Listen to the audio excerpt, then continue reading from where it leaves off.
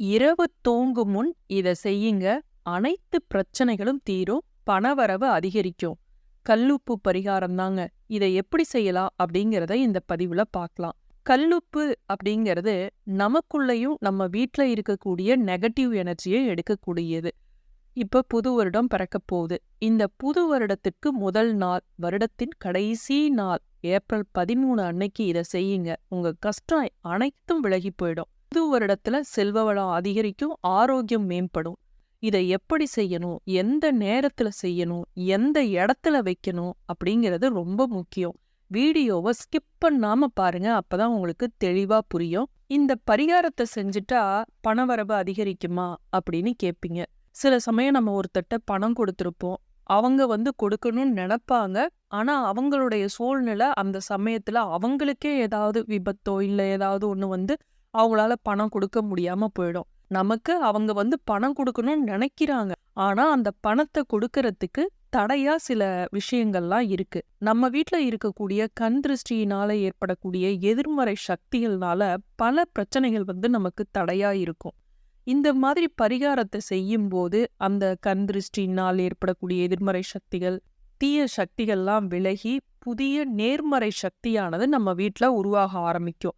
அதனால நம்ம வீட்டுக்குள்ள பாத்தீங்கன்னா ஒரு நல்ல பாசிட்டிவிட்டி வந்துட்டாவே நமக்குள்ள ஒரு தைரியம் வரும், தன்னம்பிக்கை வரும், உடல் ஆரோக்கியம் ஏற்படும். ஏன் நம்ம முகம் கூட பொலிவா இருக்கும்.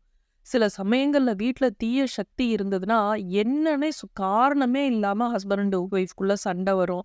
ஒண்ணுமே இருக்காது. ஒரு சின்ன சின்ன விஷயத்துக்கெல்லாம் சண்டை கட்டிட்டு இருப்பாங்க. அப்ப பாத்தீங்கன்னா வீட்ல அந்த மனைவியோட முகம் கவலையா அப்படியே ஒரு இதாதான் இருக்கும். முகமே ஒரு பொலிவே இல்லாம இருக்கும். அதுக்கெல்லாம் காரணம் பாத்தீங்கன்னா இந்த மாதிரி கண் திருஷ்டி, வீட்ல இருக்கக்கூடிய தீய சக்திகளால் ஏற்படக்கூடிய பாதிப்பு தான். இந்த தீய சக்தி கண் திருஷ்டியை விளக்குவதற்கு மிகவும் பயன்படக்கூடிய மிக முக்கியமான பொருள் என்ன அப்படின்னு பாத்தீங்கன்னா இந்த கல்லுப்பு தான். இதுக்கு ஒரு கண்ணாடி பவுல் எடுத்துக்குங்க. அல்லது பீங்கான்ல ஆன ஒரு பவுலு, இல்ல மண் சட்டியில் இருக்கக்கூடிய ஒரு சின்ன தட்டு மாதிரியோ ஒரு கிண்ணம் மாதிரியோ எடுத்துக்குங்க. ஏன் எப்ப பார்த்தாலும் இந்த கண்ணாடி பவுலு, பீங்காஞ்சாடி இது மாதிரியே சொல்றோம் அப்படின்னு பாத்தீங்கன்னா, ஏன்னா நம்ம வீட்ல இருக்கக்கூடிய அந்த நெகட்டிவ் எனர்ஜியை உப்பு அதிகமா இழுத்து தன் வசத்துல வச்சிருக்கும். அப்ப அதை வெளியே விடாம தடுக்கக்கூடிய சக்தி இருக்கக்கூடிய ஒரு பொருள் என்ன அப்படின்னு பாத்தீங்கன்னா இந்த கண்ணாடி பவுல் தான். கண்ணாடி பவுலுக்கு அடுத்து தான் இல்ல அப்படின்னா பீங்கான், மண் இதை சொல்லலாம். கண்ணாடி பவுல் தான் கண்டிப்பா வேணும்.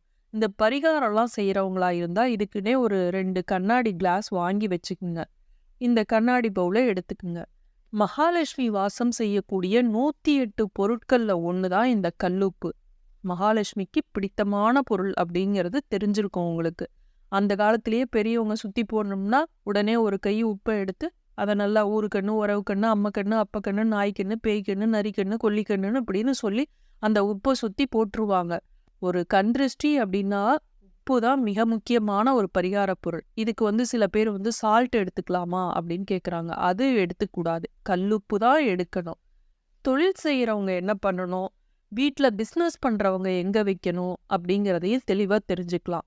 இதுக்கு அடுத்து தேவைப்படுறது என்ன அப்படின்னா கிராம்பு. இந்த கிராம்பு உடஞ்செல்லாம் இருக்கக்கூடாது. அப்புறம் ரொம்ப குட்டியோண்டு கிராம்பெல்லாம் எடுக்கக்கூடாது. கொஞ்சம் நல்லா பெருசா இருக்கிற கிராம்பு, நல்லா மொட்டோட இருக்கணும், உடஞ்சி இருக்கக்கூடாது. அந்த மொட்டோட இருக்கக்கூடிய 5 கிராம்பு அல்லது 7, 9 இப்படி ஒத்தப்படையில தான் எடுத்துக்கணும். மகாலட்சுமிக்கு பிடித்தமான பொருட்கள் 108 பொருட்கள்ல இந்த கிராம்பும் ஒன்று. மகாலட்சுமினாவே வாசனை பிரிய இல்லையா, அதனால மகாலட்சுமிக்கு பிடித்தமான பொருள் இந்த கிராம்பும். இதை இந்த கல்லுப்புல இடது பக்கம் இருந்து வலது பக்கமா இப்படியே சுத்தி வச்சுக்கிட்டு வரணும். ஒற்றைப்படையில தான் வைக்கணும். 7, 5, 9 இப்படி ஒற்றைப்படை எண்ணிக்கையில தான் அந்த கிராம்பை எடுத்திருக்கணும். இந்த உப்பு எப்படி நெகட்டிவ் எனர்ஜியை அதிகமா இழுத்து தன் வசத்துல வச்சுக்குதோ அதே மாதிரி இந்த கிராம்பும் நெகட்டிவ் எனர்ஜியை ஈர்க்கக்கூடிய பொருள். இந்த உப்போட கிராம்பும் சேர்றப்ப அதிக சக்தி வாய்ந்ததா இருக்கும். அது அனைத்தையுமே அந்த வீட்டுக்குள்ள இருக்கக்கூடிய அனைத்து எதிர்மறை சக்திகளையும் இழுத்துரும். இப்ப இந்த உப்பும் கிராம்பும் இதை நம்ம எங்க வைக்கணும் அப்படிங்கிறது முக்கியம்.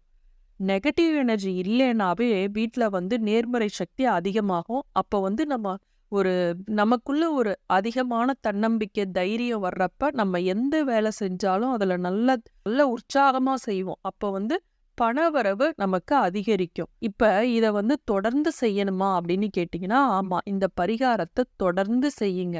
15 நாளைக்கு ஒரு தடக்க மாத்துனா போதும். நீங்க வந்து டெய்லி இத மாத்தணும் அப்படிங்கிறதெல்லாம் கிடையாது. வீட்டோட எந்த மூலையில வைக்கணுங்கிறது ரொம்ப முக்கியம். முதல்ல இந்த உப்பும், கிராம்பையும் இதுல வச்சப்புறம், அத கொண்டுட்டு போயி வீட்டோட எல்லா மூலைகள்லயும் காட்டணும். வீட்ல 4 ரூம் இருக்குன்னா, 4 ரூம்லயும் 4 மூலைகள்லயும் காட்டணும்.